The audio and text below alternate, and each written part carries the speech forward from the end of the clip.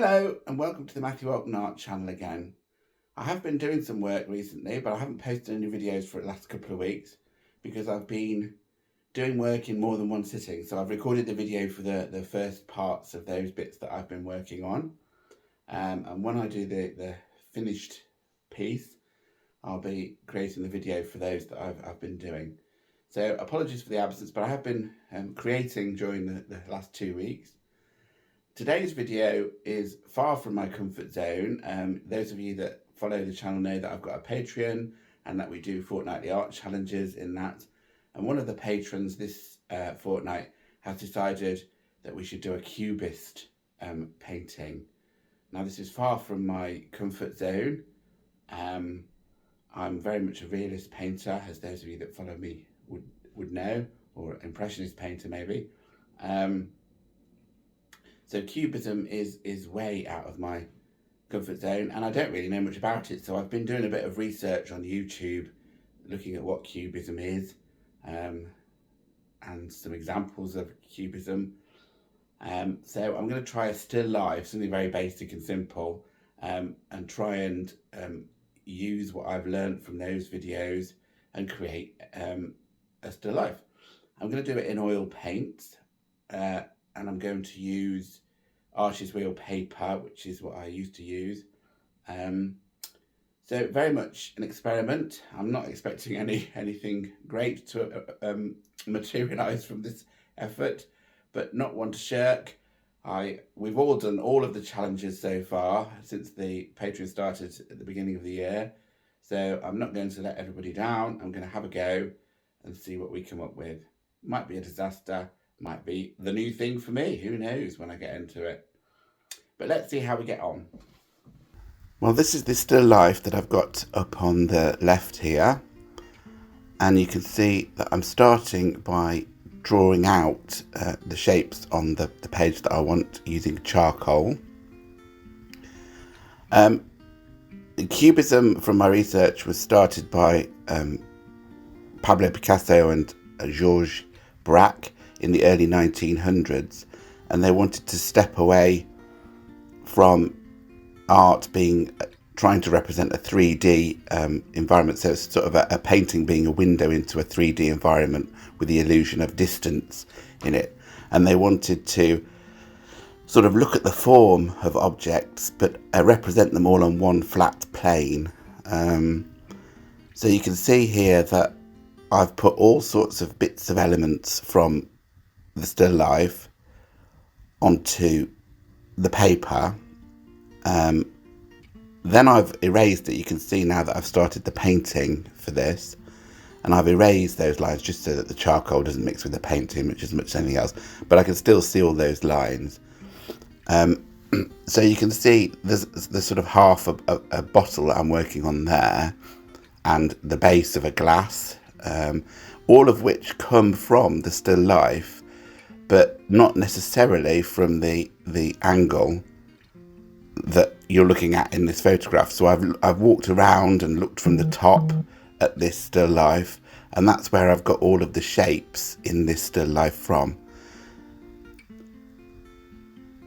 Another thing is that the sort of cubist painting seems to be broken up into sort of pieces, and those pieces have colours and shading that don't necessarily match. So on one sort of piece you might have the light or shading looking like the light's coming from the left, and on another piece you might have it from the right. And of course that's because as you've gone around the still life, that is the case, you know, that the light is coming from different angles. So you can see I've sort of got 3 circles on the left of this, and those represent the holes in the back of the seat where the still life is sitting. I've got a wine glass, which is fairly literal really, on the left as well. The wine bottle, half of the Kylie wine bottle on the right. And I'm picking, the colours that I'm picking are sort of the colours that I see in the still life. So obviously the red stem of the sort of glass, or gin glass it is, not a wine glass. and the sort of oranges of the Prosecco in the wine bottle. So that's what's dictating the overall colour. The Cubists did use sort of earth colours in their work. They didn't want their work to be too vibrant initially. There are two types of Cubism, and this is the early type, which is analytical. So I'm trying to do an analytical one here. After 1910-11, they moved on to a different type of Cubism. And that sort of involved sort of sticking on elements as well, you know, so a bit of experimentation, I suppose. It was quite interesting, really, as in, you can see there I'm working on the other side of the wine bottle, which is in the same place as the right-hand side of the wine bottle. I've got ellipses in there from the tops of the glasses. I've got a circle from the top of the wine bottle there that I was just working on there. I've got a etched E from Edinburgh Gin in there. And once you've sort of got the lines down that you want in the place that you want, you sort of forget the reference to a certain extent. Obviously you have glances at it to get colour reference and stuff like that, but it's then all about balance and where you think you want to put stuff, really. Well, it was for me. I'm sure it's not for people who do this properly. So I'm looking at the colours that I'm getting from the still life, and I'm just adding stuff. This is actually the K that I was adding there, and return to now, of Kylie Minogue, because the wine there is Kylie Minogue's Prosecco. That's the edge of the mug there that I was just drawing, and the ellipse of something. So you can see I am starting to add shapes now that weren't on the drawing. There's the mug handle, the wine bottle top. So you can see that all the elements do come from the actual still life itself, but they're very flatly represented using a limited colour palette.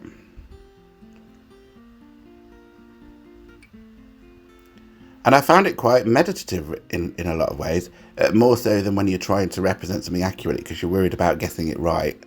And here it's not so much worry about getting something perfectly looking real. It's about, does the colour balance, does the lines balance?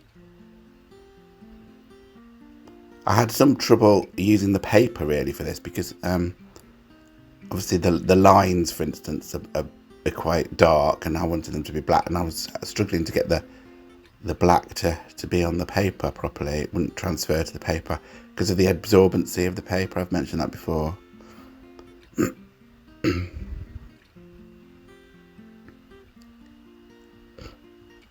Just tidying up that K of the Kylie Minogue signature, and you can see that the end of that is there where I was just working on there on the actual bottle itself, not on the label.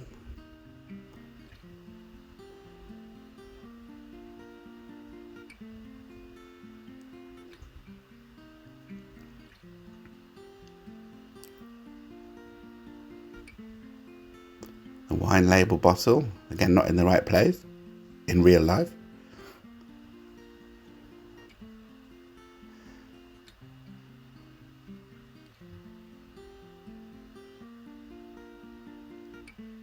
So I'm now looking at the shapes and seeing if the colour balances across the whole piece. So that's why I'm putting white in some areas.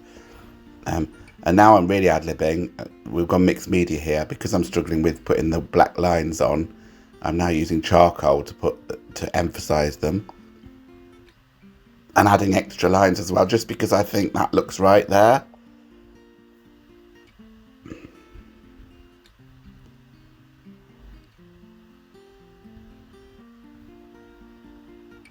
Again, balancing up the colour across the piece. But on the whole, I really enjoyed it. I was dreading it, but it was a really enjoyable experiment, really. And I quite like the result in a way. It's not obviously the usual stuff that I do, but I think it does have a sort of a pleasing appearance to the eye. The colours are nice. And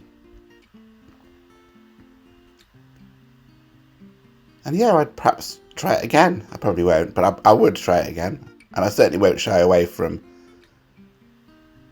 doing a challenge like this again if somebody else comes up with one on the Patreon.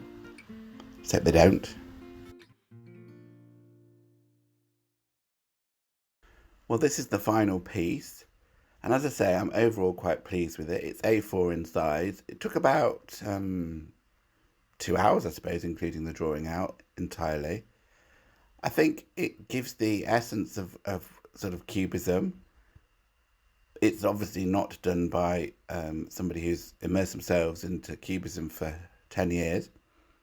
But it's an analytic Cubist drawing. I think it's titled Drinks, I think, because that's obviously what it is. And I think you can see that it's about drinks, even without being told that.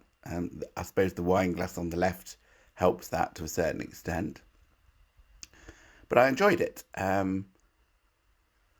If you enjoyed this video and this experiment, then please do like the video. That will help the channel grow.